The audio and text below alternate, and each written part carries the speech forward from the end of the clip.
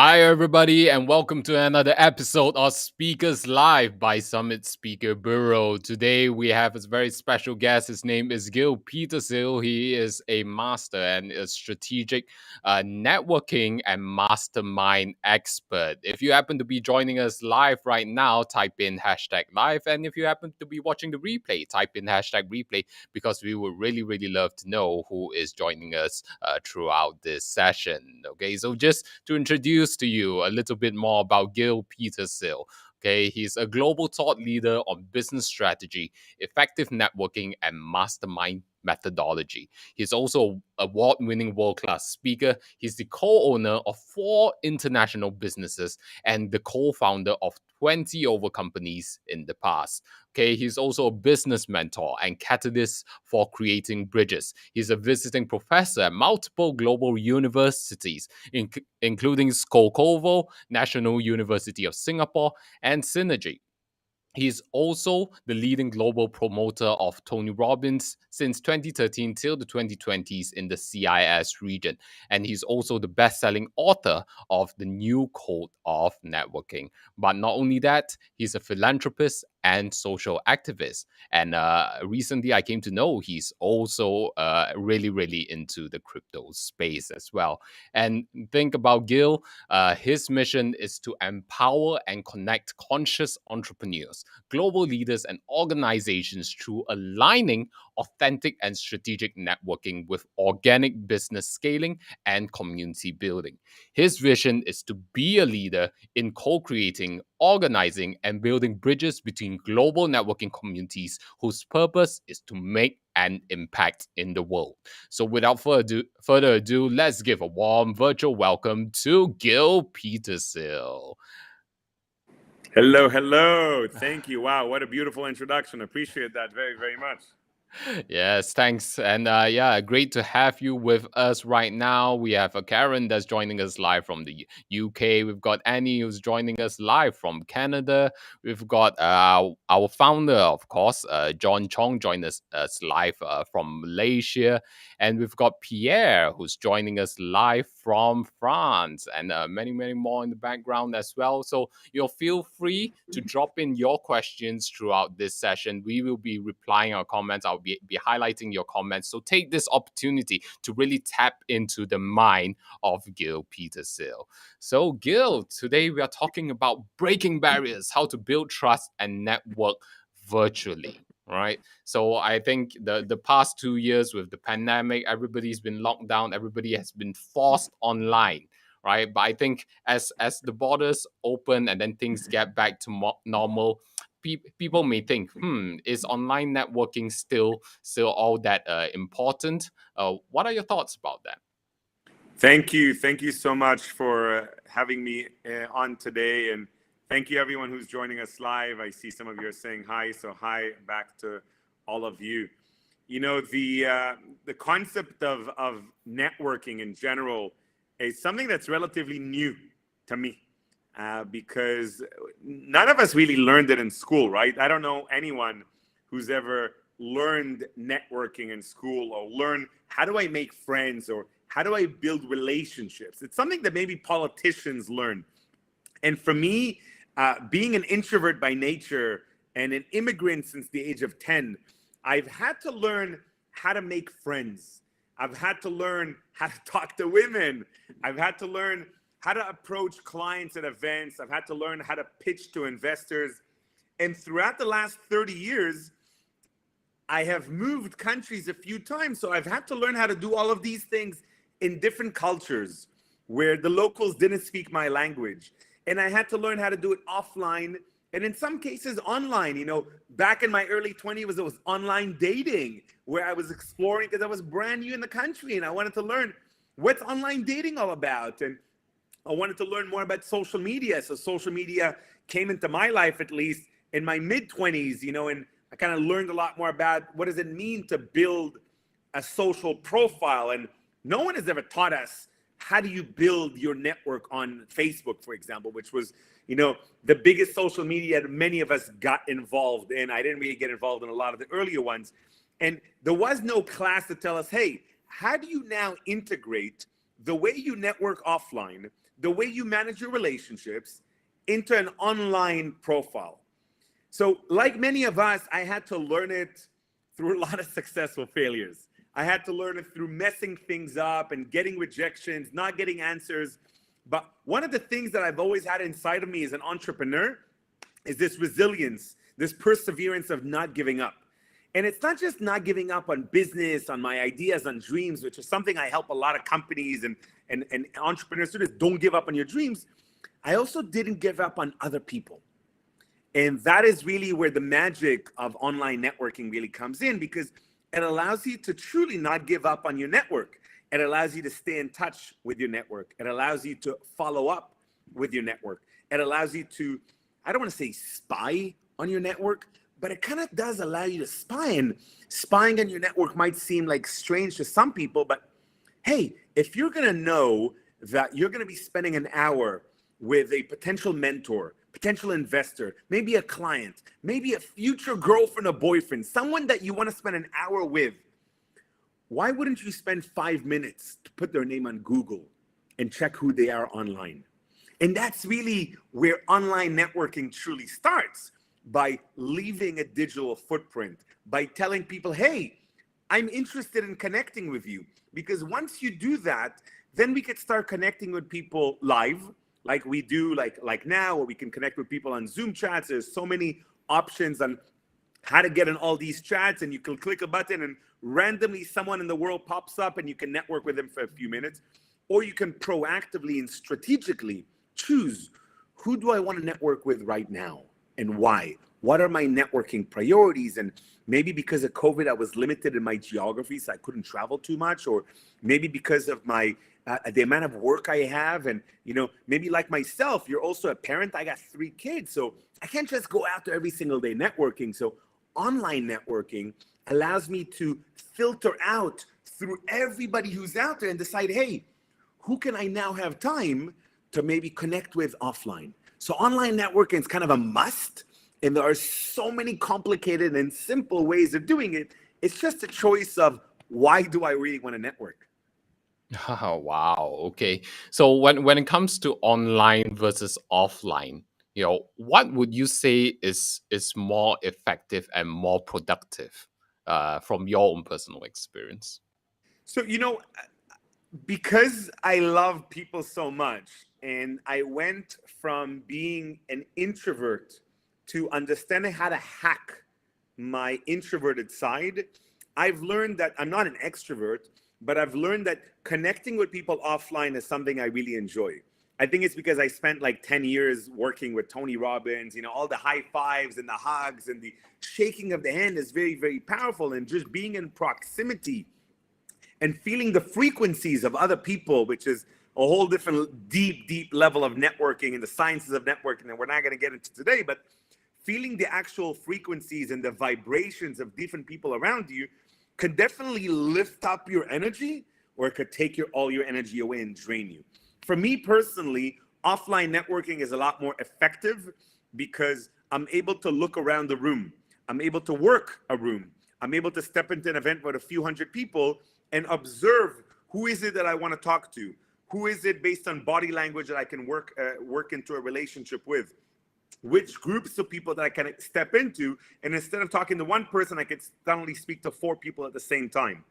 In an offline event, you can also refer to the speakers, to the food, to the art in the room. There's a lot more easy ways of starting conversations when you're offline, because you have so many other points of interest all around you. You could suddenly be distracted by someone. You could suggest to someone, hey, let's go for a drink at the bar. Now, of course, we've all been spoiled with offline events for so many years. However, in the last 6 or 7 years, I've been exploring a lot more online networking opportunities, whether it's using social media, whether it's bringing people into online masterminds, whether it's just allowing people to understand, what does it mean to meet up for coffee on a Zoom call and create a structure that we're not talking over each other, but we're somehow utilizing that time to catch up with each other. And there's a lot of algorithms that we've created through different masterminds, or even master heart deep connections with people, where if we only have 30 minutes for a coffee break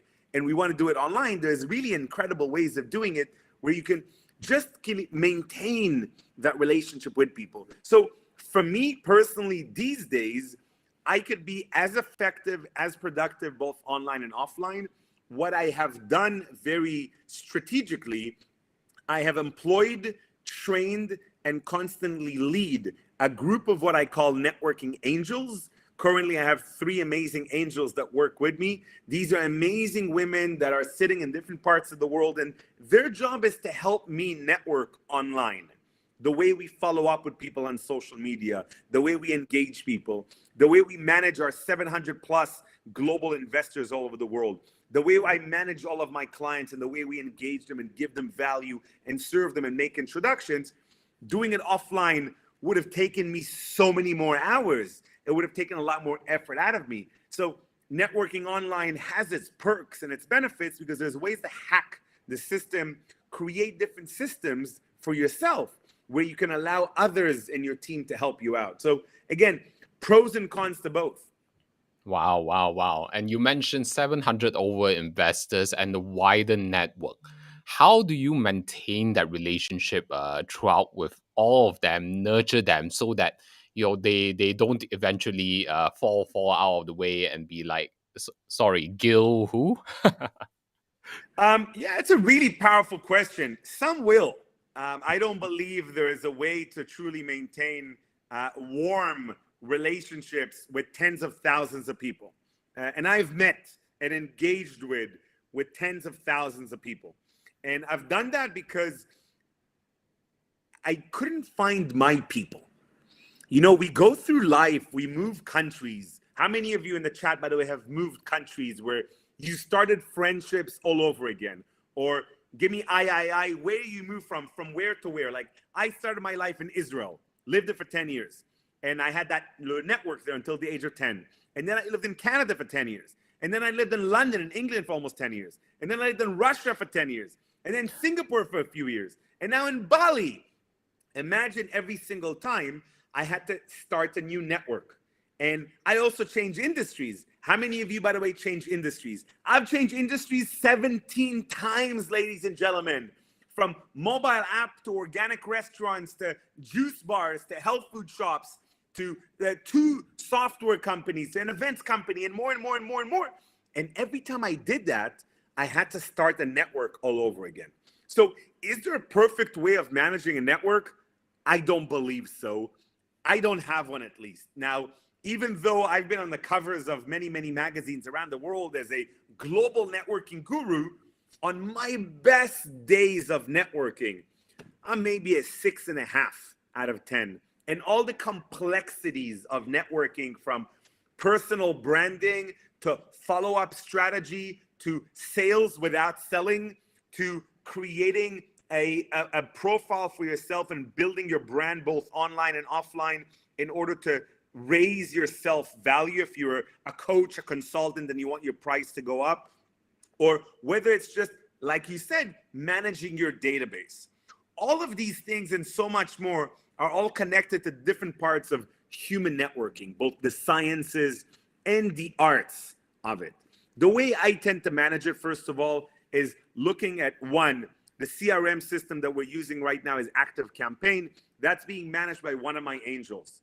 We have my own follow-up is everybody I have on my phone, which is WhatsApp, and Telegram, which is what I manage myself.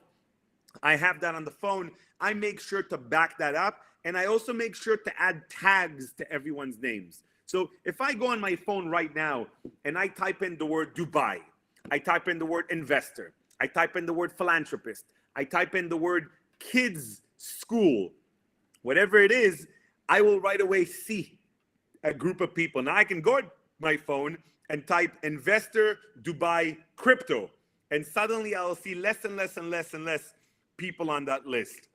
Now, for me, I've learned to do that as a habit, and it really needs to be a habit because I believe that networking is not something we're born with, or at least I've never met someone who was born as an amazing networker.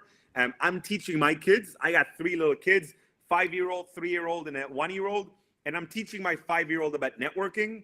But how do you teach networking to a 5-year-old? It's not like how do you follow up, but it's more about how can you be more friendly with people? How can you ask people for their name if you don't remember them? How can you share? How can you smile at strangers? How can you invite people to play with you? How can you ask mommy and daddy if you want to see one of your friends again, which is follow up? Yeah, because at this stage, my daughter can tell me, hey, I really want to see my friend Elishka. So she's using me to follow up with someone else. But if you look carefully, that's actually a system that I use as well, because I will use my angels to say, hey, angels, this week, because I've been confirmed to go to Davos, to the World Economic Forum as a speaker, I need your help to go through our database and follow up with anyone that could potentially be interested in showing up in Davos with me. So what are they doing? One of them goes into our LinkedIn account. One of them goes into our CRM. And we start slowly identifying people based on keywords who might be interested in being there. Hey, Gil, we've identified 12 people that are living in Switzerland right now, and we believe based on their profile, they might be perfect candidates to meet you in Davos. And that it took them minutes to do. So basically, within an hour of me supporting and suggesting who we need to follow up with, we were able to communicate with 100 people. And some of it was communicated by me. I sent them a little voice message myself. And some of them was like an assistant would say, hi, this is Grace. You know, I'm Gil's assistant. Gil asked me to follow up with you to let you know that he's going to be in Switzerland and Davos next week. He's interested in if you're coming to the World Economic Forum and maybe you'd like to meet up with him. So that is one way of allowing me to maintain a network without me actually following up with the person. And there are so many simple ways of even yourself. Like, for example, one of my clients is an amazing management consultant, one of the biggest risk management guys in the world that I've ever met. And today I spoke to him and we were talking about how he can add more value to his old clients. And we came up with a very simple idea to keep people warm. He loves writing. I said, why don't you start a newsletter and send it out to people? He's like, Gil, you know what if I don't want to write? I said, do a newsletter and then record it as a voice message and send it out to people every single month. Now, maybe for guys like us, this is super simple. Newsletter, hey, we've been doing newsletters for years. But the idea of a voice message, he really loved because it was innovative, it was personalized, there was a nice touch of his voice that they'll appreciate. And he got so excited that he already sent some out today. And that's a way to stay in touch with people. There's also ways of hosting events and inviting the people, or showing up at other people's events and inviting people. For example, for the last 10 years, I've hosted over 1,000 events around the world from people like Tony Robbins and Eckhart Tolle to just my own personal events. And what I use those opportunities for is to invite many people that I wanted to stay in touch with, but didn't have a time to stay in touch with them one-on-one. You know, so depending on your networking priorities, who do I need to meet right now? And also depending on your networking audit, who's in my network that is important, that I should stay in touch with and potentially build what I call networking credits so that I can add value to them. I don't need them right now, but maybe in 1 year, there'll be an ideal super connector that can help me out. Maybe in 1 year, they could be a client, they could be a supplier, they could be a strategic partner. So there's ways of adding value to people and building reciprocity, where after some time, that person definitely wants to serve you and wants to stay in touch.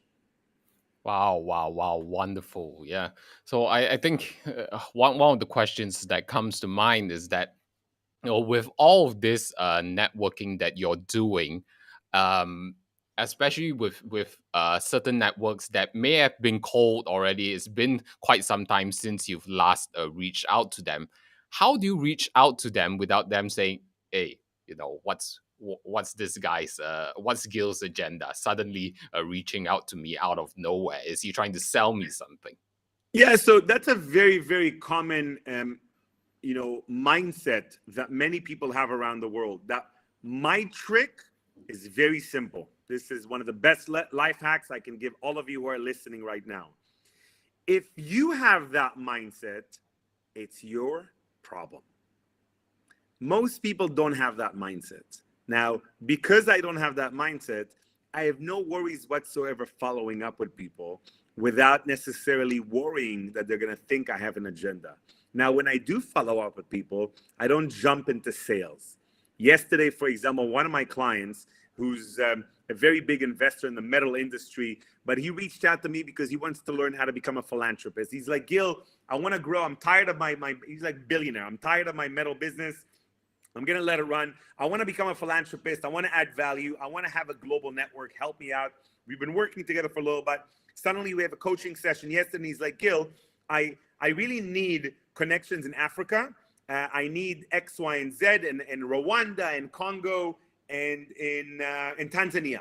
And I'm like, well, you know what? I don't really have any warm connections right now that I am connected to, but I do know some people. Yeah, like, you know, I reached out to people that I haven't spoken to in 3-4 years about. And I sent them a little message. Hey, are you still active on this number? It's been a while since we connected. One of my clients is asking me for some connections in Africa. I'm not very active in that region. Is there any chance that you might know some people in XYZ? If there is, please give me a thumbs up. I'd love to connect you with them. 30-second voice message, sent it to 5 people. 3 of them responded right away. The other one responded this morning. And 2 of them were perfect matches for my client. Now, for me, I don't necessarily follow up with people when I want to sell them something. That's never been my style. It's never been my strategy. I don't think it works. I believe it's good to stay in touch with people on a daily basis. So on a daily basis, I do something very simple. This is a super simple life hack. Open up your WhatsApp and scroll and stop. So this is just 2 weeks ago. You know, with me, I follow up with a lot of people, but basically I can now look at these and I can say, hey, what's going on with this guy Kamal? Why haven't I spoken to him in 3 weeks or in 4 weeks? Well, you can scroll more, and wow, 3 months back.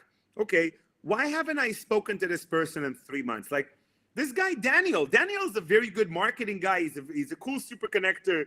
We used to talk quite a bit. Why have I not followed up with him? And then you could do an audit. Now, I do this every single day for about 15 minutes. I'll click on Daniel and I'll send him a little voice message. Hey, Daniel, it's been a few months since we connected. I'm not going to apologize for not following up because I've been having an amazing few months. A lot has happened in my life that has grown. I've been traveling a lot more to Dubai. My knowledge and experience in the crypto business has grown. Since I've met with you, we've managed to take a nice family trip with my family, and like I'm loving the time. Again, I don't want to apologize for not following up because we were meant to have a little bit of space from each other and maybe connect again in the future. I'd love to hear what's new and exciting with you. Please do stay in touch. So that's a 30-second message. And the reason I said I'm not sorry for not following up, because that is a way to say I don't have an agenda for following up. I just wanted to follow up to stay in touch. Because if you're sending someone a message and you're like, oh, it's been a while, like I'm sorry for not following up. Well, he didn't follow up with me. It's been 3 months. What, you've been thinking about me all this time and never followed up? No, it's okay. We're all busy. We all have a lot going on, you know. I know he's got 2 kids. He knows I got 3 kids.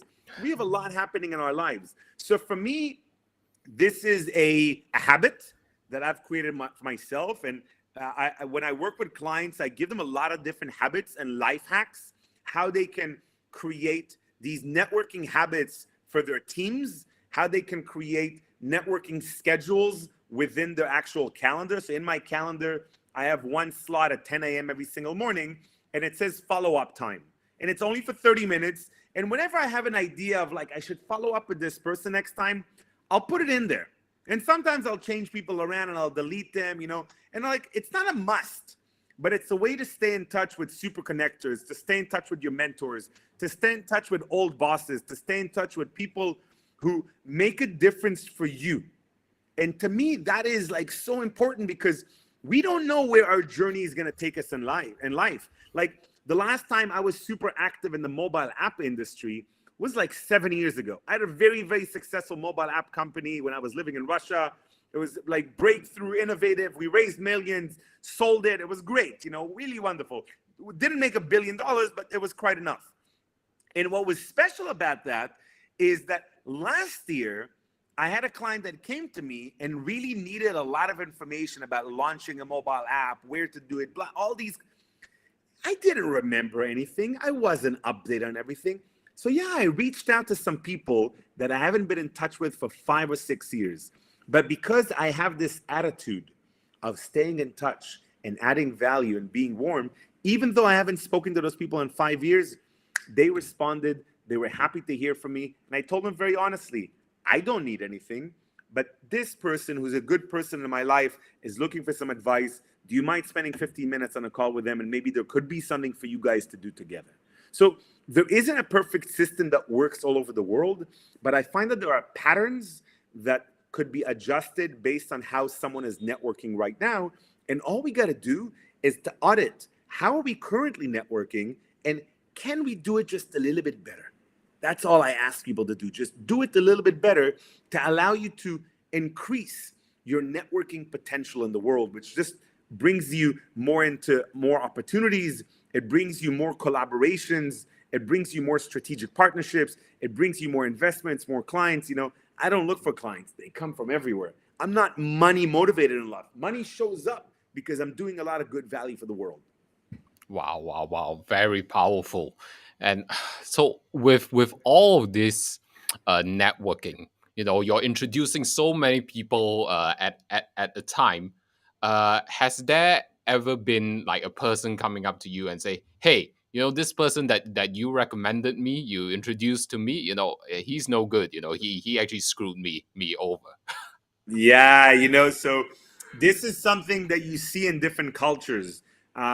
It usually in the West, you're not going to see that as much because people appreciate introductions in general.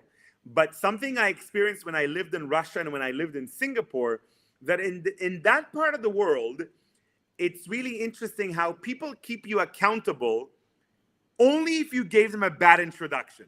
It's very interesting. They kind of forget if you gave them 10 good introductions, and sometimes they even forget to say thank you, or sometimes they forget to give you a commission. Not that I asked for a commission, but you know, hey, if someone has just invested $1 million in you and I didn't follow up with you and I completely forgot to ask, it's okay for you to say thank you to me. And if you want to pay me because that would motivate me to give you more introductions. What happens a lot in some parts of the world, people will blame you for giving them a bad introduction.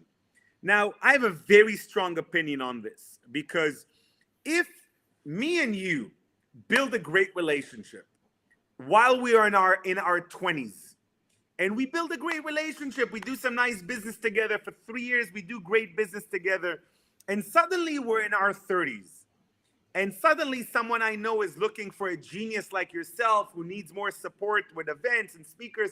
Like, hey, yeah, you got to talk to him. He's great, blah, blah, blah, blah, blah. Talk to him. But I'm not giving this person any guarantees that you will fulfill all of their dreams. I am not them. The relationship I built with you might be and will be completely different to the relationship you will build with them. So I have a very strong opinion that when I make introductions for people, I am as authentic and as open as possible. So if I've not done business with you, I'll usually make introductions as voice messages. I'll add you and maybe one or two other people into a group on WhatsApp, and I'll leave a little voice message introducing all of you in a very passionate way because I love introducing people. It's one of my greatest workshops that I give is how to make introductions with passion and get away from people who are like, wow, Gil, I want to introduce you like that next time. It's very good for karma. If you learn to introduce people in a powerful way, people will step out of their comfort zone to learn how to introduce you in powerful ways. So when I'm introducing a group of people together, I very openly say, well, listen, I've worked with him before. It was really great. We had a good time on this, this, and this. And hey, James is someone I just met recently. He sounds like an amazing guy. He's very active in the crypto space. In the industry itself, he's known as a marketing guru. Highly suggest you guys talk, have a discovery call, and see if there's a good fit. You know, so I think choosing your words carefully is important. Not saying, hey, I promise you guys are going to have an amazing relationship. Because you cannot promise that. It's the same thing. You know, it's funny. My wife introduced one of her girlfriends to one of my old friends. And they had an amazing relationship together for about 6 months. And after 6 months, I don't know what happened. I don't know all the details. Broke up. She was crying, calling my wife. Why did you introduce him to me? He broke my heart. And I'm like, excuse my language, are you effing me, right? Like, you were going out with him for 6 months. Relationship was great. You were traveling around the world, having great sex. Everything was great. Why are you now complaining to my wife? It's like, how can you blame someone that has not been there a part of the relationship? And that is the same thing in business, because if I am not there in the room to try to make a deal happen, to try to support negotiation, I have zero accountability for what happens to the relationship. In some cases, a client will say, hey, Gil, can you help us meet some VCs?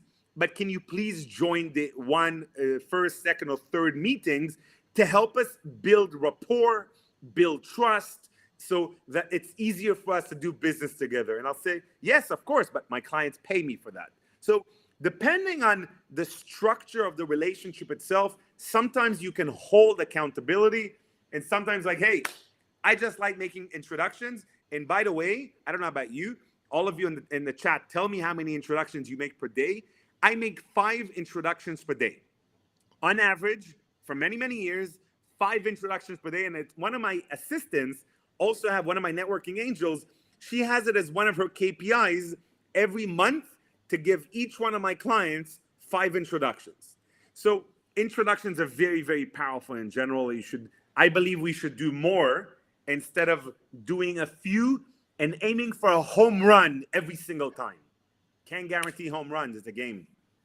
Yeah, yeah, and I think it's great to have like that mindset of a sales pipeline. Even you just got to keep people going in through the pipeline, and then you're able to filter through the quality people who will create bonds, relationships, business relationships that will be profitable or meaningful in the end. For whatever cause that we want to pursue.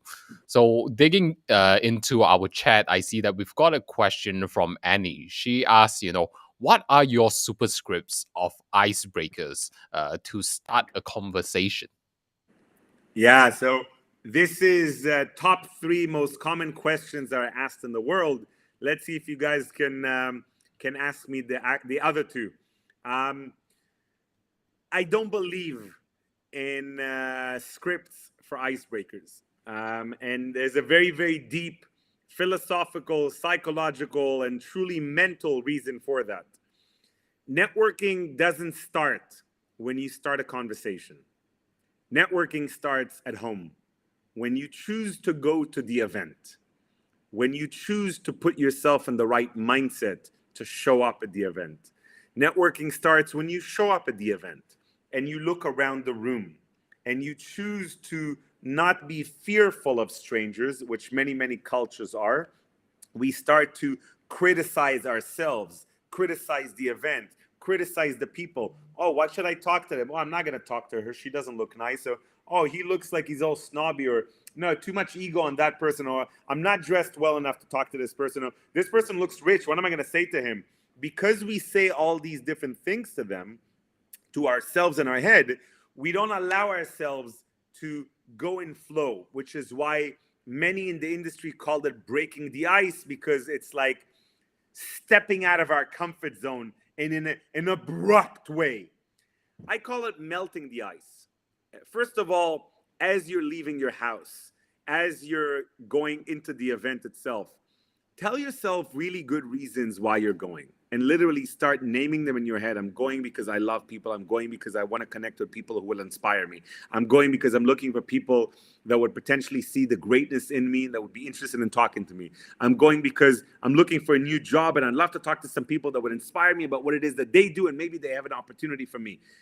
Come up with reasons why you're going, and positive reasons, because a lot of people, when they go, they get stressed about what they're going to wear. They get stressed about traffic. Oh my God, I'm going to be late. Oh my God, am I going to, like, they mess themselves up in the head in such negative ways.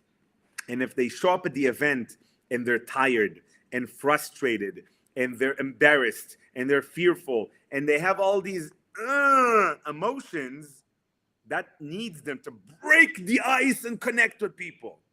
But if you want to flip that over and you want to consider that you can melt the ice. So consider reasons why you're going to the event. And as you're walking into the event, walk into the event like you own the place. Don't walk into the event and walk up to your first friend and start talking to them. Walk into the event all cool. Check out the whole event itself. Compliment every single person you see in your head. See beautiful, sexy, talented, amazing people in your eyes. See them. Don't just say, okay, Gil told me that they're sexy. Okay, you're all sexy. Well, actually, no, you're not. I don't like any of you, but I'm still going to say it because Gil told me. No, no, no, no. This is a mindset shift where you truly start to compliment people. Now, if we were all on Zoom right now and we all had our cameras on, I'd actually put you through an exercise that's taking just 1 minute right now and looking at the different people's cameras right now and just giving them a 1, 2, 3 compliments in your head.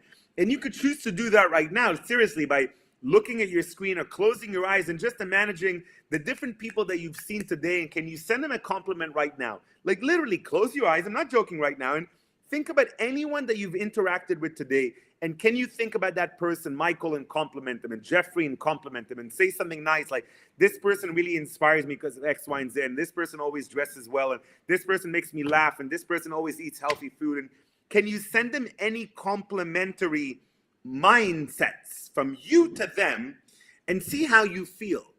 Because when you're showing up at an event and you're feeling like that, people will see that you're radiating. You have this energy about you, the smiling, the confidence is coming out of you, and you don't need to break the ice. Now, this concept of breaking the ice just makes it more difficult for people because they think there's the perfect line. There isn't. How's the event going for you so far? You know, it's my first time showing up at this art gallery. I'm out of curiosity. You know, what's your favorite piece of art here? Depending on where you are. If you're in an expo or if you're at a conference, wow, that last speaker was absolutely amazing. What was your reason for showing up at this event? There is no perfect line. You know, if you're at a friend's birthday, Jenny's birthday, hey, how you doing? How do you know Jenny, by the way? Isn't she amazing? I love her apartment. By the way, I'm Gil. Nice meeting you. There isn't a perfect line. There is just being able to be positive in your mind about the people around you, having confidence in yourself, because if you don't love yourself in that moment, why do you expect anyone to love you in that moment? If you appreciate yourself and you're confident in the way you look and you're confident in yourself in that moment, just by saying something to yourself, the ice is just melting in front of you. There is no need to abruptly break the ice. So get that concept out of your head and get practicing. Try to practice walking up to 3 people every single day for the next 7 days.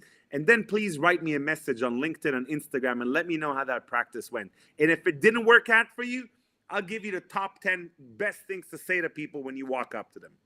But try yourself first.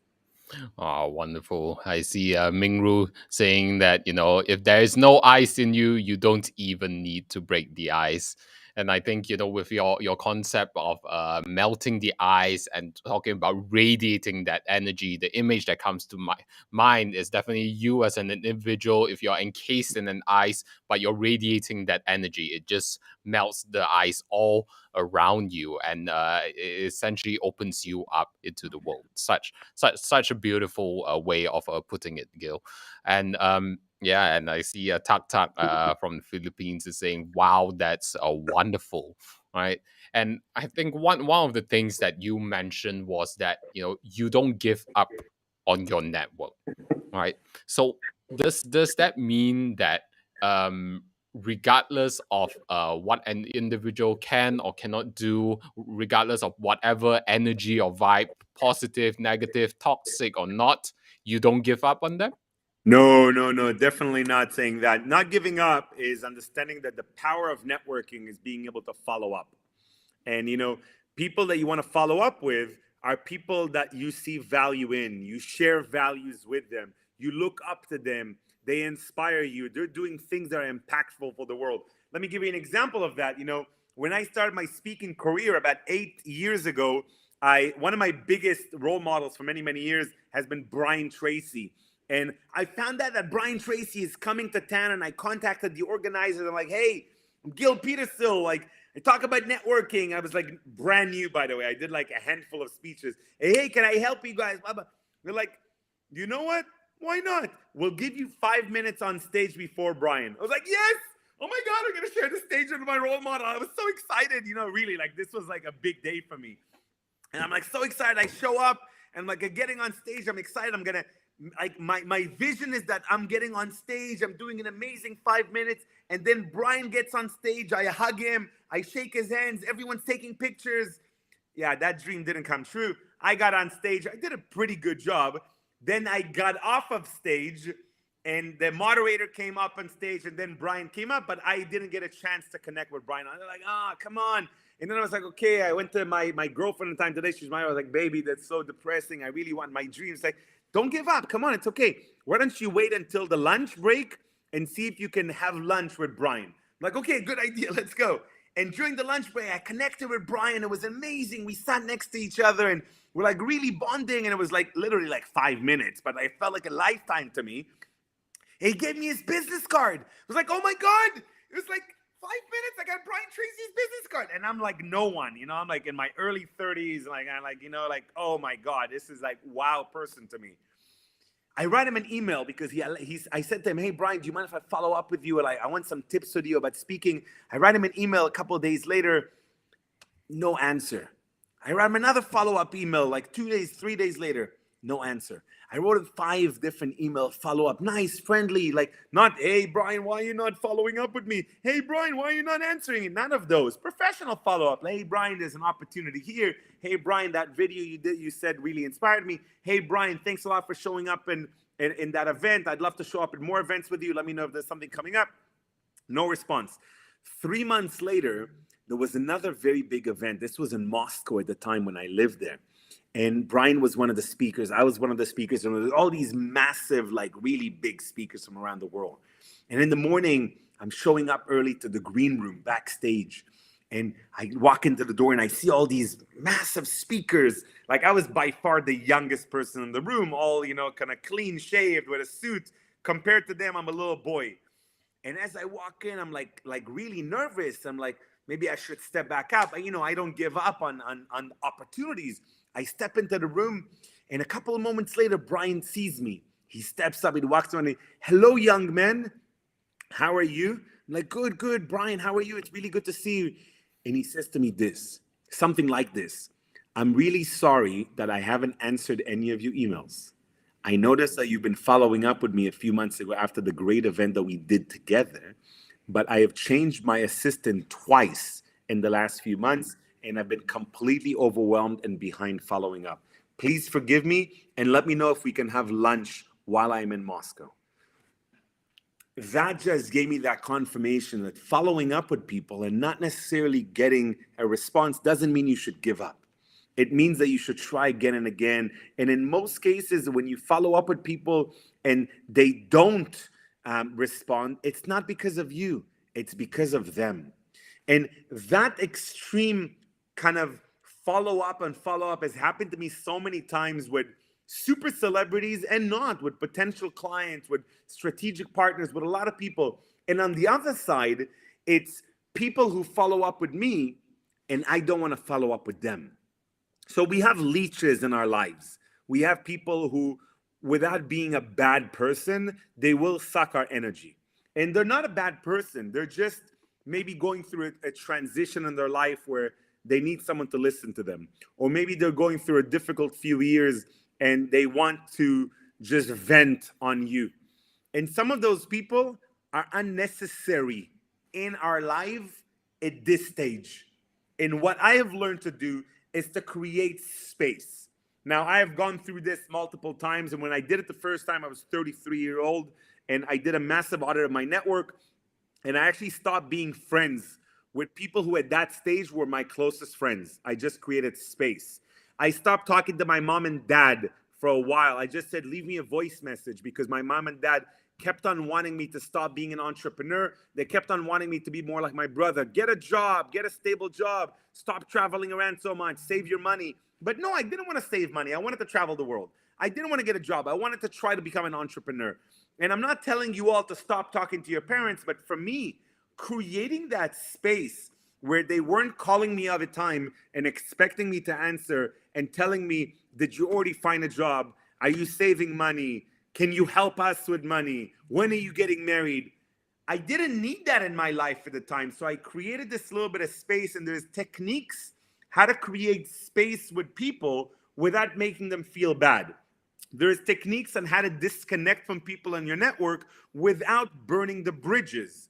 What we need to constantly do in life is to audit who is in our circles, in our network, our immediate circle of people that we work with and family members, our outside circles of people that we maybe are our potential future clients, our suppliers, our strategic partners, our friends, whoever is in your circles. Audit it and ask yourself, are these the people that are currently co-elevating in my universe? Are they helping me to go up, or are they holding me down? And just because they're holding you down doesn't mean they're a bad person. It just means that at this moment of your life, it's not who you need. Maybe you needed them 3 years ago and they were your best friend 3 years ago. That's amazing. At this moment of your life, you need a different friend who really looks up to you, who believes in your crazy dreams, who wants to go traveling and climb up mountains with you, and because you don't want to drink anymore. And that's what happened to me. I stopped drinking alcohol and stopped eating meat 10 years ago. And I learned that some of my friends were criticizing me that I wasn't drinking alcohol. And I'm like, well, if you're going to criticize me because I don't want to drink with you, then maybe you're not my friend.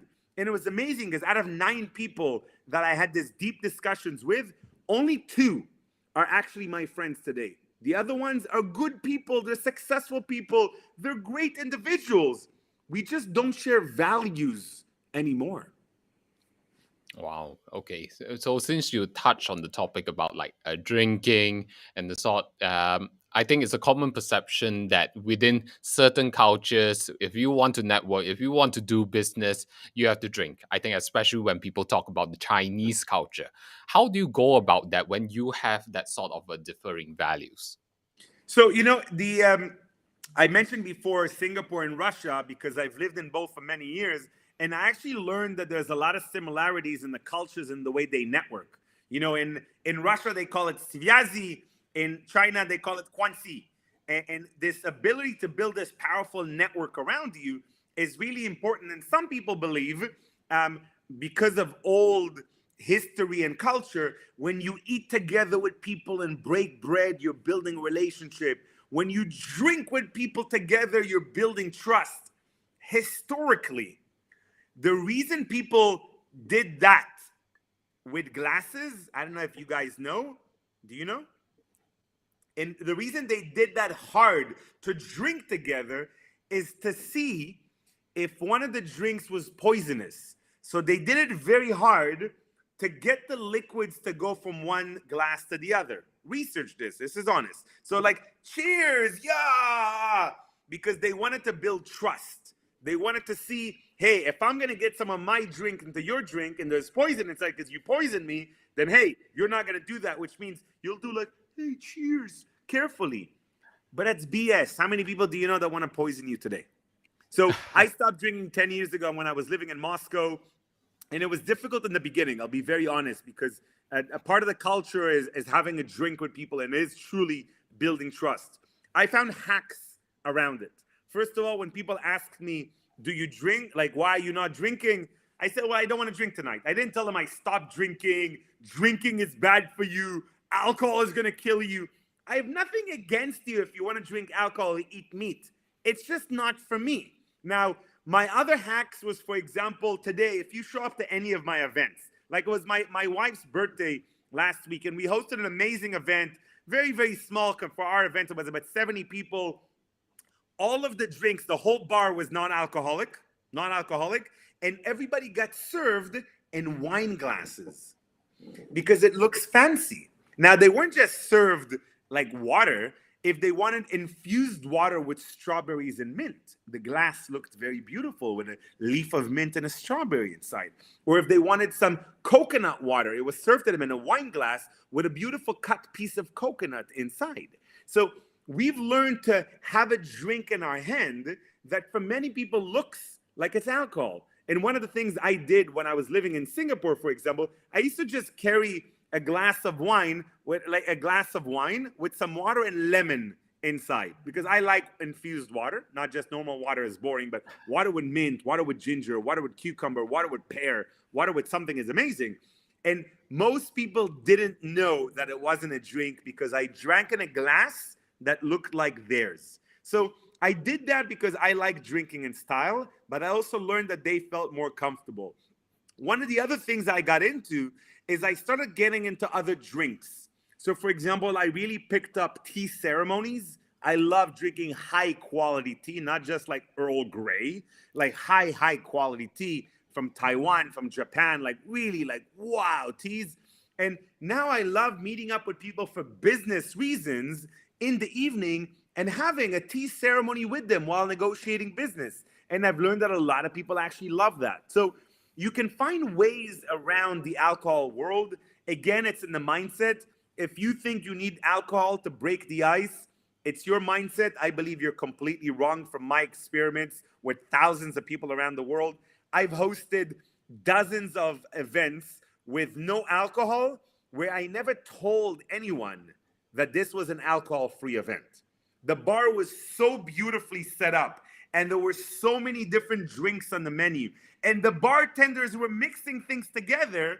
No one knew there was no alcohol until I got on the microphone and said, by the way, I don't know if anyone knows, how many of you here know that there's zero alcohol at this event?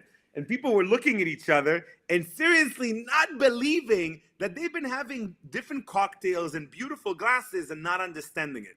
So personally, I have nothing against alcohol. I don't think there's anything wrong with it. If you drink in moderation, if you're having one glass of wine, no problem. But if you're getting drunk or you think that you need to drink to relax yourself and let loose in order to connect, it's a misunderstanding. It's a misconception completely. I've done it for 10 years. I have thousands of people in our community who don't drink any alcohol, and you could still run relationships, build relationships, do everything that everyone else does.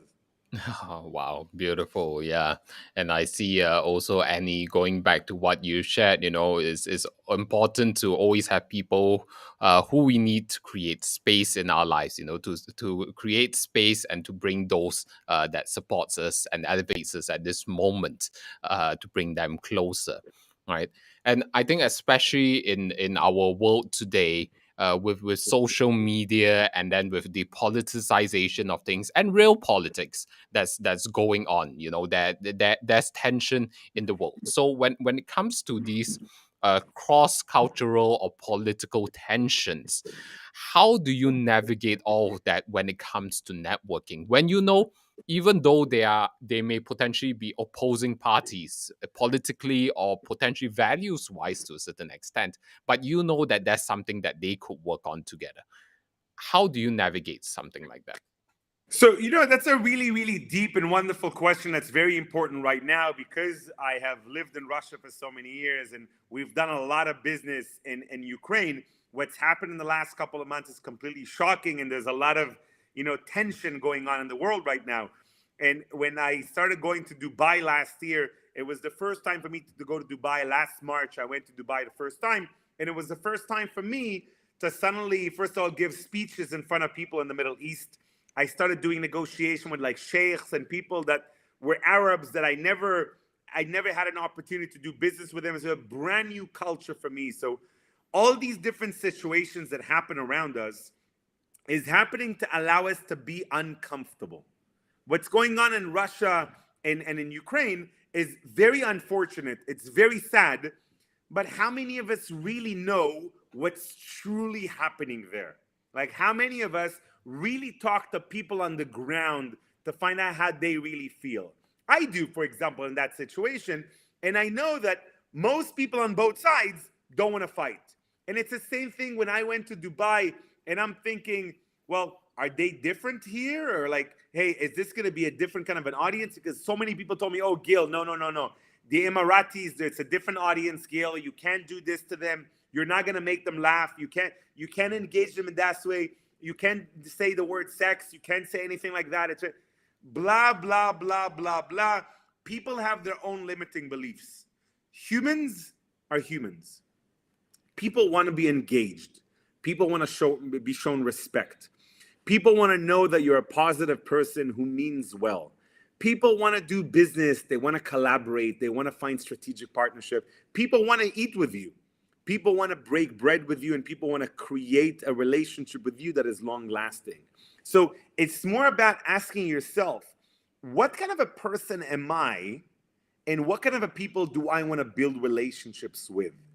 And every single client that I work with today in the crypto space and the jewelry space and real estate, whatever it really is, I always come back and ask them, hey, what are your networking priorities right now? Let's talk about networking manifestation. Do you want to only work with people from your country? Do you only want to work with people from your culture? Or do you want something else? Because many people say, oh no, Gil, I want to enter the American market. It's so big. Oh no, Gil, I want to enter the Chinese market. It's so big. Oh no, Gil. Wait, why? And if you have a reason why you want to enter a different market, okay. Have you done your research about the avatar? What is different culturally about that person in this country to the person you're used to working with? Do you understand how to engage that community differently, not to offend them, but to show them respect? Do you know how to engage them both online and offline? Do you know what is their price points and sensitivities to price points or selling points? Do you understand the different marketing techniques with that specific avatar? Because there are cultural differences, of course, both online and offline when you're networking with people. There are slight differences with all cultures that I've visited. And because I've lived in so many of these cultures, for me, they kind of blend together. And it's not more about, oh, wait, now I'm in Dubai. I got to change my mode of networking. Oh, wait, stop. Now I'm in Singapore. Oh, I'm freaking out. No, I'm human. You're human. I want to connect with you. So I'll adjust my networking way to you at that moment. And what I believe people should choose to have is more practice with the specific culture that they want to interact with. It's like yesterday, one of my clients, we had an amazing mastermind, and one of my clients said they want to really launch a mastermind. And I said to them, okay, who do you want as in your mastermind? Like, well, anyone who's an entrepreneur who wants to scale around the world over $10 million. I'm like, whoa, whoa, whoa, whoa. Go deeper. Men, women, what age groups, they have families or not? Are they single? Are they not? Is it their first business, second business? Where do they live? What country? They live in a townhouse, they live in an apartment. The more specific you get about who you want to build a relationship with, this is one of the greatest ways to manifest more people in your life. I don't know about all of you, but I believe in networking manifestation. And one of the greatest things I love to serve as a mentor to people that I work with today is, how do you truly manifest better team members for you? How do you manifest love in your life or friendships in your life? How do you manifest clients who from the day one are raving fans of who you are? How do you manifest returning customers, which is something I love? I love my clients coming back to me after they stopped working, and they come back themselves. I didn't follow up. They came back themselves and like, Gil, I missed you so much. I got to work with you again. So this is what I mentioned. Like, money shows up from everywhere because randomly a client calls, hey, Gil, it's been a year. How's it going? Listen, do you have some time? Can we meet up? I'd love to become your client once again. I'm like, okay, thank you. Let's go. Just so you know, my price has doubled. No problem. Let's go. So the cultural differences are there. It's more about, am I ready to step out of my comfort zone and into a more liquid position of adjusting myself to these different quality of people out there in the world?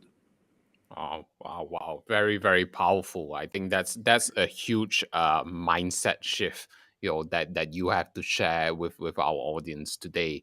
And I know you've also recently shared that you are going strong and hard into the crypto space. You believe that this is the time where your hundreds, thousands and hundreds of thousands, potentially, I don't know, of millionaires, brand new wealth can be created. Perhaps you could share more about the opportunities that you see in our space, especially with the bloody day that we have witnessed in the crypto space in the past few days. Yeah, everything that's happening in the crypto space is like what's happening in all other industries. Um, I lost you guys. You're still here? Nope, I lost you. I've got you, Oh, Gil. Yeah, I can hear you. Oh, you got me. yeah, you're Yeah, back. that was strange. I froze for a second. So everything that's happening in the crypto space for me right now is very, very normal because we've seen it in all industries. I'm not by far an expert in crypto at all. What I do know is that crypto came to me as a surprise about a year ago, and it sold me. It sold me on the authenticity, on the transparency, on the ability for people that historically did not have the ability to be wealthy to suddenly become wealthy. It allows transparency in the way we move money around. And the more and more research I did on it, I fell in love with it. And today, most of my clients pay me in crypto. All of my people, all my team members, everyone gets paid in crypto. It's easy, it's quick. I can send my mom money wherever she is in the world in less than a minute. Historically, with banks, it was a headache. So, first, I believe in crypto. I very much believe in everything that's happening in the NFT space and the blockchain space. I'm a huge fan of the metaverses that are coming into our lives.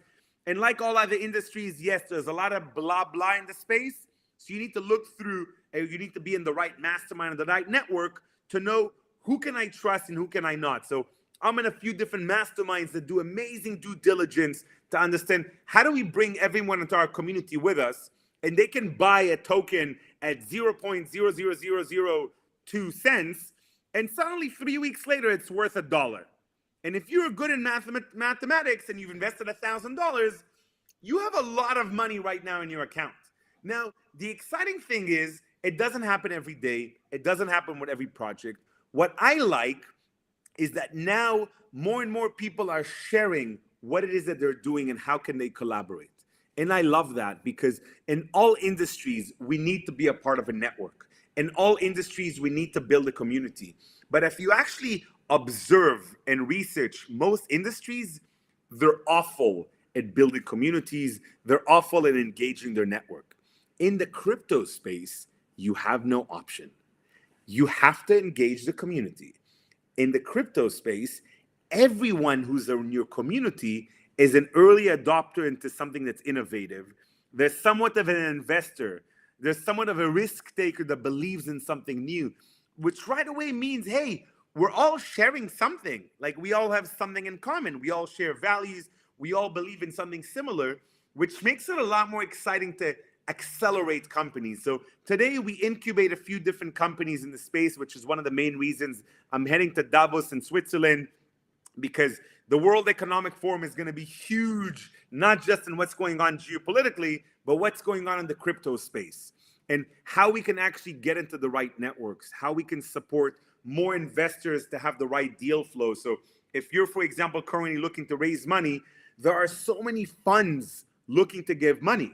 There are so many grants that you can get if you're currently doing something that's impactful.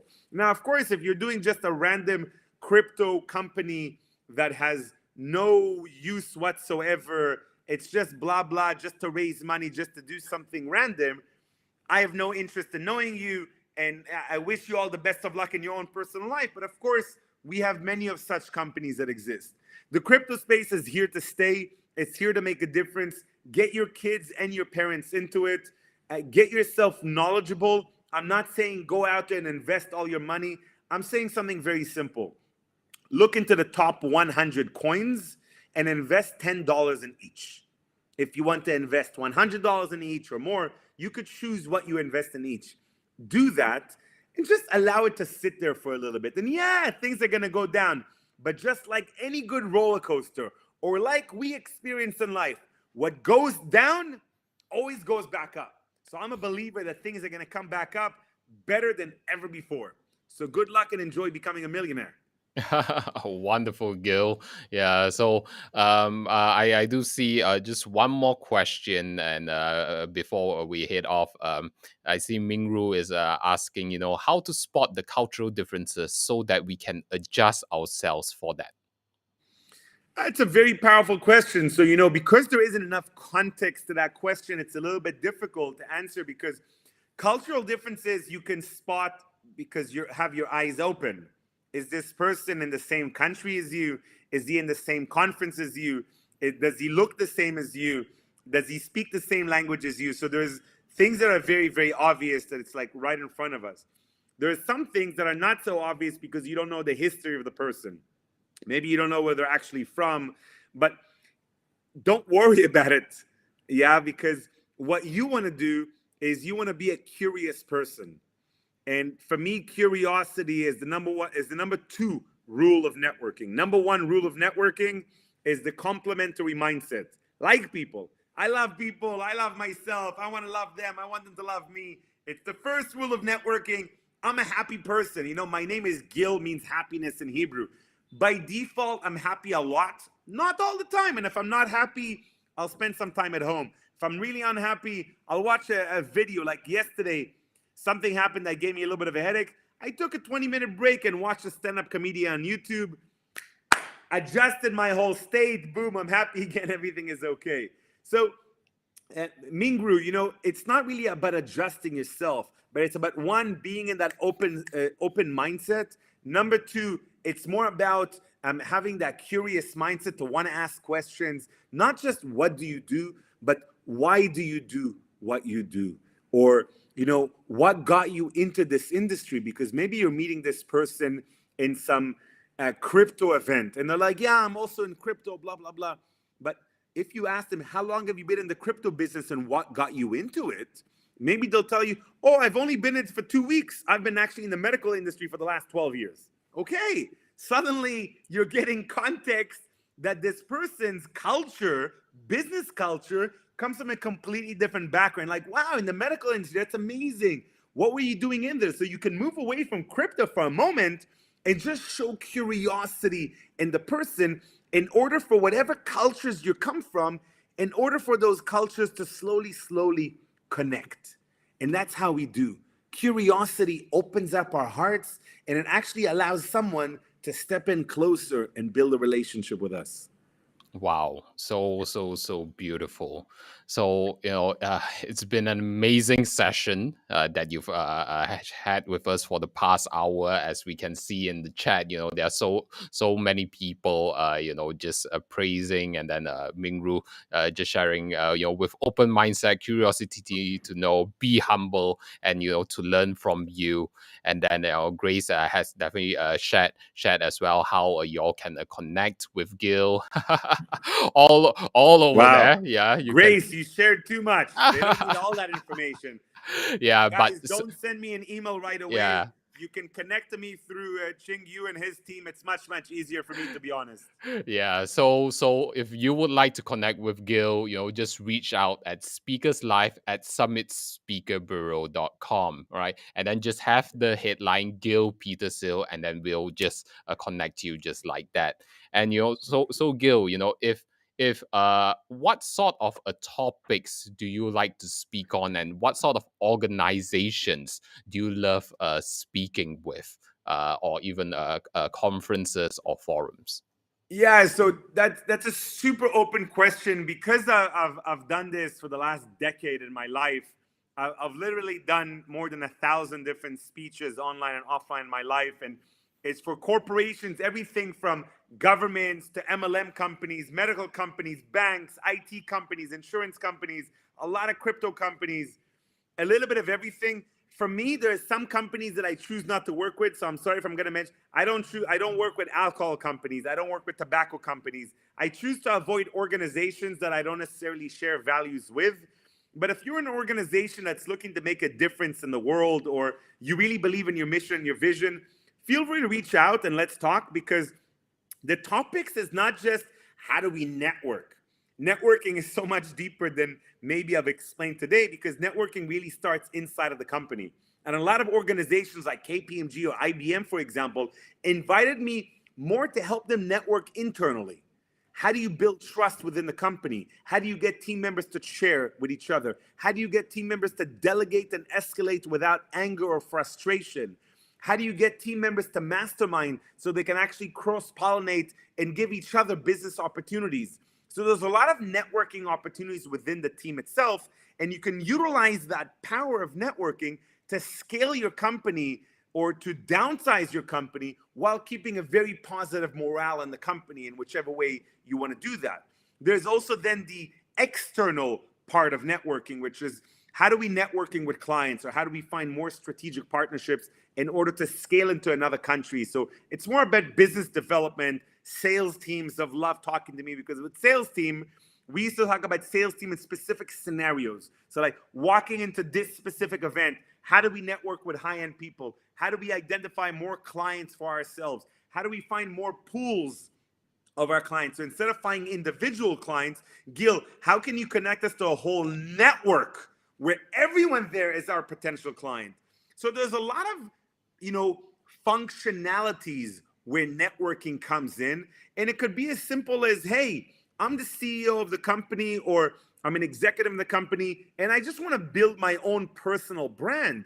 I want to be stronger as an image on my social media. I want to grow myself within the company. I used to have a lot of executives that used to reach out to me and say, Gil, I want to become a partner in my company. How can I learn to brand myself and network, navigate within the company in order to get a promotion? I did that so many times. Or it's entrepreneurs that want to learn how to raise money and collaborate within the right ecosystems out there in the world.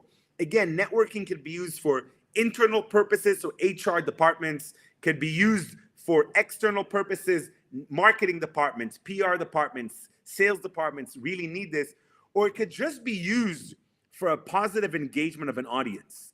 Any kind of event you might have where you need someone to come in and inspire the audience, make them laugh, get them thinking, get them connected, like a networking facilitator or a audience moderator. This is what I can have a lot of fun with. Look forward to hearing from all of you. Wonderful. So again, everybody, if you would like to engage with Gil, reach out to Speakers Live at summitspeakerbureau.com. It's right over here. So definitely, we look forward to seeing all of you. Send in your emails. And once again, thank you very much, Gil. And then just looking at the chat, we have Karen Allen who's sharing. We have more similarities than differences. It's so important in our world, to not get pulled apart and to see the similarities within all of us. Like what Gil has shared with us, we are all human at our core, and it's time to tap back into our humanity. And Mingru, of course, shares, thank you for your explanation, and Tak, yes, amazing session. Thank you so much. And Michelle from Australia is also sharing with us, networking can be so interesting. Thank you very much, Gil. So thank you once again, Gil, and thank you everybody, who is joining us live or watching this replay right now. We have Speakers Live happening every Thursday at 9 p.m. GMT +8, and we look forward to seeing you in our next session. Bye for now. Thank you, everyone. Bye-bye.